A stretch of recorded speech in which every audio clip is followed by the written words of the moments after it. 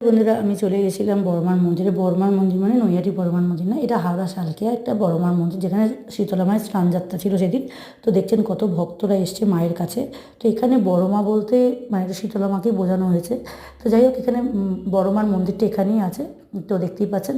আর তাছাড়া এখানে বড়মা ছাড়াও মেজো মা, সেজো মা, ছোটো মা সবাই আছে। এবার বিভিন্ন জায়গার যে ওখানকার অঞ্চলের মারা আছে তাদেরকে সবাইকে এই একই জায়গায় নিয়ে আসে। এই ঘাট আছে সামনে, ঘাটের সামনে মাকে পালকি করে নিয়ে আসে, স্নান করে নিয়ে যান। আর দেখুন এই যে মা অলরেডি আসছে, মা আস্তে আস্তেও কিন্তু পিছনে চলে যাচ্ছিলো, যেটা আমার খুব একটা অন্যরকম ফিল হচ্ছিলো। এখানে লুট দিচ্ছিলো, মাকে খুব সুন্দর করে সাজিয়েছে, দেখতেই পাচ্ছেন। তো এটা অন্যরকম ফিল। যারা যারা এই মন্দিরের ইসেতে স্নানযাত্রায় গেছেন, শীতলা মায়ের স্নানযাত্রায়, অবশ্যই কমেন্টে জানাবেন তাদের কেমন লাগলো আপনাদের। আমার তো খুব ভালো লেগেছে, যার জন্য ভিডিও একটু করেছি। আপনাদের কেমন লাগলো অবশ্যই কমেন্টে জানাবেন। আর আশা করি ভালোই লাগবে সবার। থ্যাংক ইউ বন্ধুরা, দেখা হবে নেক্সট ভিডিওতে আবার।